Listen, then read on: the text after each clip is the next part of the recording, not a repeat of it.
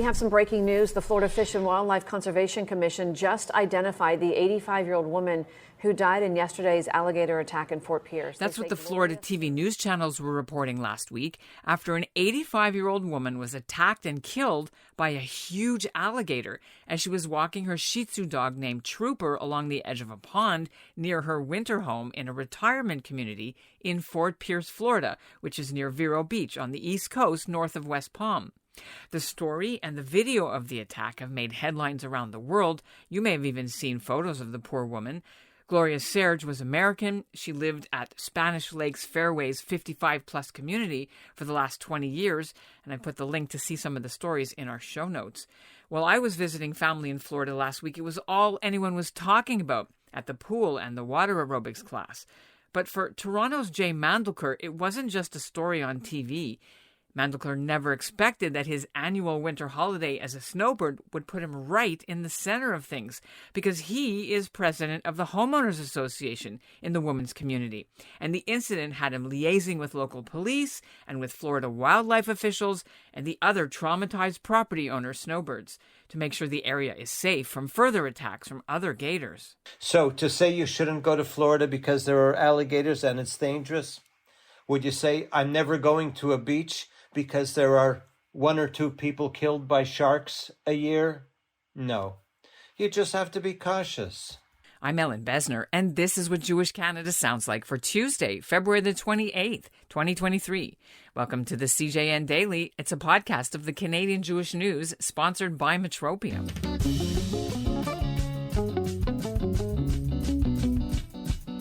There are over 1 million alligators in Florida, and while the Everglades are full of them, it's becoming more and more common for people to encounter them in inhabited areas too, like on the golf course. In fact, wildlife experts say most of the ponds and bodies of fresh or brackish water where people live have alligators, with more development communities being built in the alligator's natural habitat. You're not supposed to stand by the edge of these ponds and fish. You're definitely not supposed to walk a small dog or a child near the edge, and you're not supposed to feed the alligators either, although some people do. The gator who attacked the woman was one of the bigger ones, 10 feet long, or over 3 meters, and over 500 pounds. Locals knew him. He'd been around a while. They even nicknamed him Henry. And although Jay Mandelker says people should know better, he's going to put up more warning signs at the front gates from now on. Jay Mandelker joins me from Fort Pierce. You're on the news in West Palm Beach because an alligator ate a resident and you're the president? Tell us what happened. She was walking, as the lady was walking her Shih Tzu along the bank of one of the lakes here, an alligator came out wanting a tasty treat of her dog. The alligator actually captured the dog in its mouth. She yanked on the leash, got the dog free, and in her fear must have dropped the leash, and the dog scampered up the bank to safety. She didn't. The alligator caught her leg in his jaws, pulled her into the lake, and she did not come out on her own. The St. Lucie County Police, Sheriff's Department, and the Florida Fish and Wildlife Conservation Commission were present, and they retrieved her body, put it in a body bag, and took her away. Well, how did everybody saw this? Or it was like it took a while till they saw she was missing? What happened? It was actually caught, part of it was caught on the video security camera.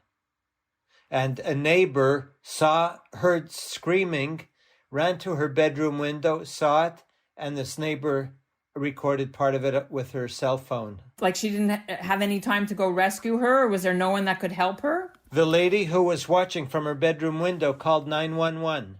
The victim's frantic neighbor can be heard on this just-released 911 call. An alligator has a woman. How big is it? It's a huge gator. It's huge. I don't have anything to get to her.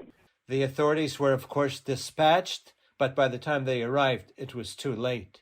She was gone. Now, tell me a bit about this development that you live in, that you're head of the Homeowners Association. This is is this a Snowbirds from Canada resort, or who lives there? There are 1,500 homes here. Of the 1,500, most are full-time residents. It's a 55-plus seniors community, and there are many snowbirds.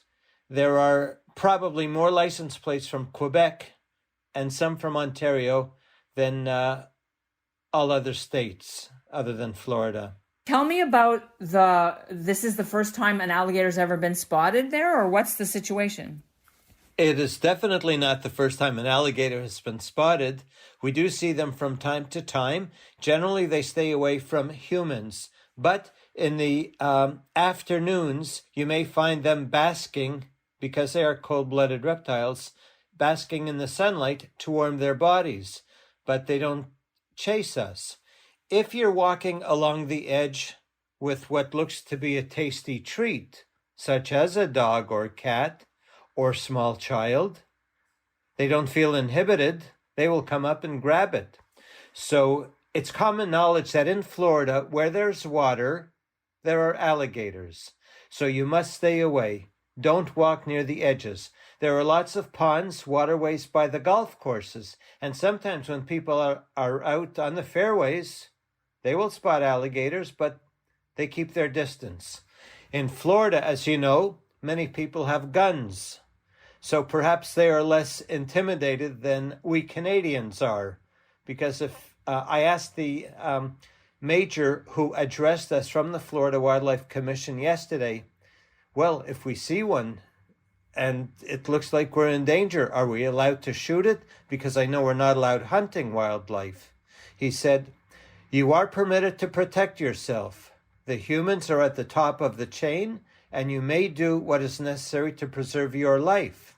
However, he said in his words, if the alligator is 50 yards, let's say 45 meters away, no, that would be considered hunting.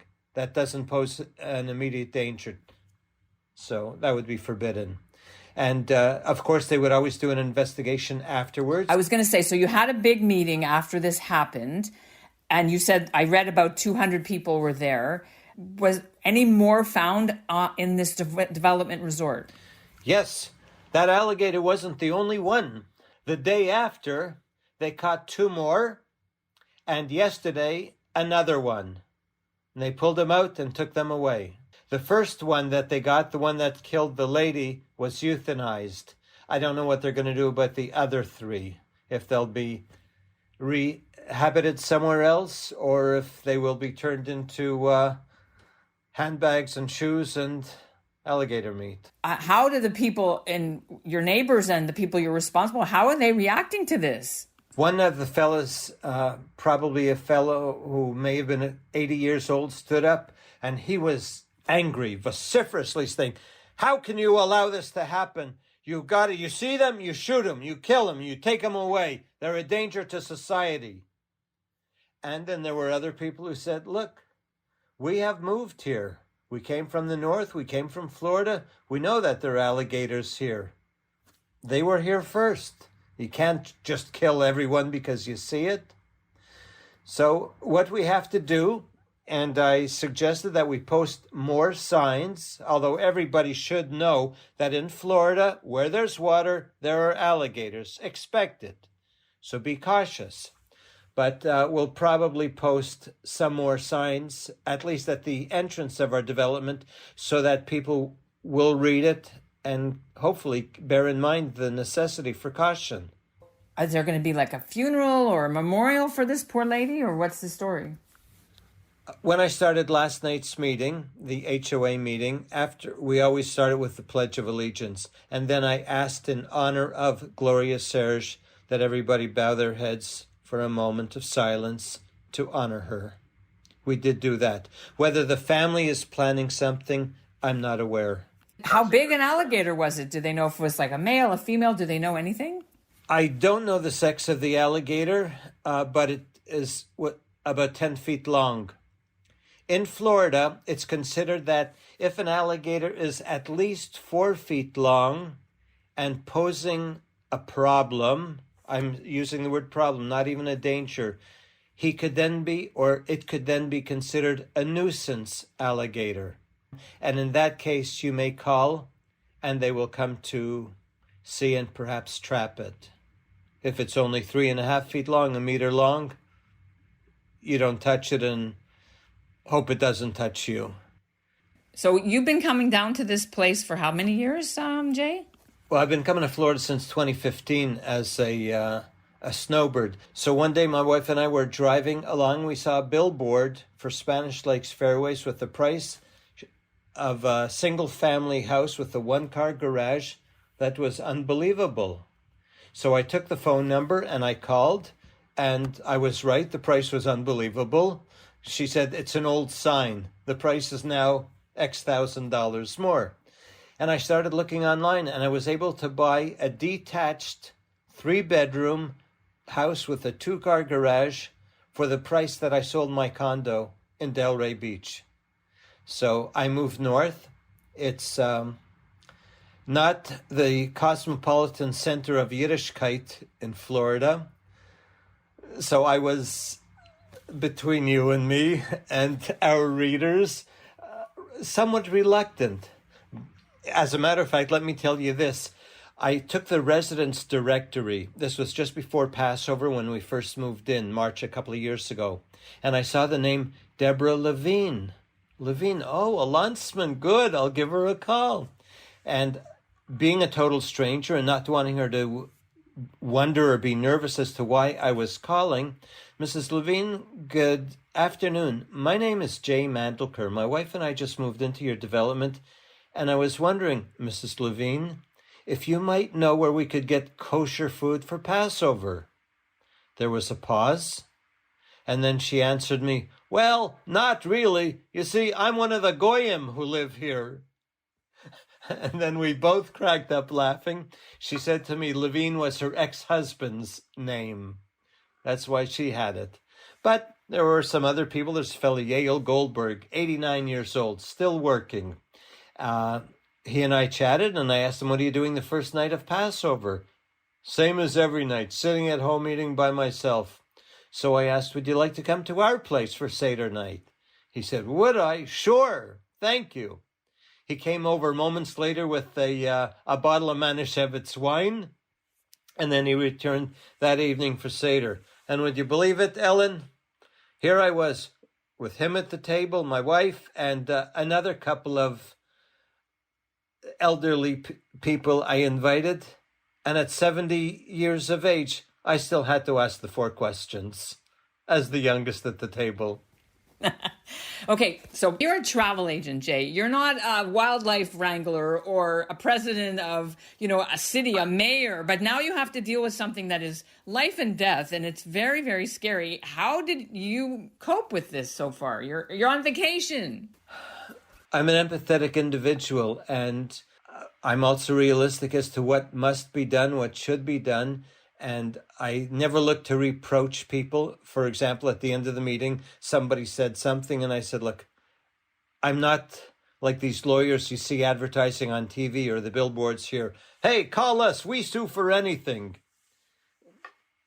As far as the alligator situation is concerned, everybody here has learned a lesson. It's something that many of us were cautious about, especially the golfers who are near ponds.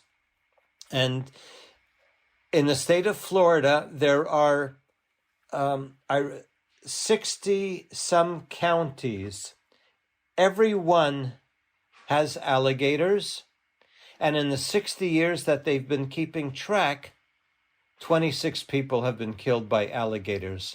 So you wear your seatbelt, motorcyclists wear their helmets, not in Florida, but elsewhere. Right. And there was a hammerhead shark off the beach off Delray last week, and it was on the news also, I heard when I was here.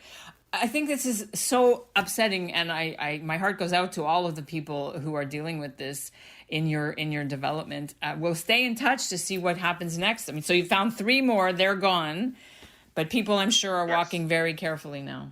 Yes.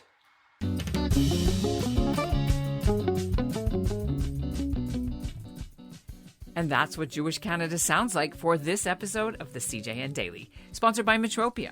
Integrity, community, quality, and customer care. Today's listener shout-out goes to Phyllis Burke of Toronto. She's off to Tokyo in Japan to compete in the Tokyo Marathon this coming weekend.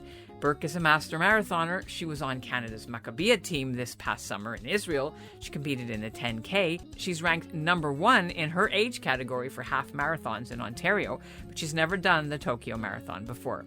She is married to former Canadian Olympic track star Bruce Kidd, by the way. Thanks for listening to the CJN Daily. We'll talk to you tomorrow.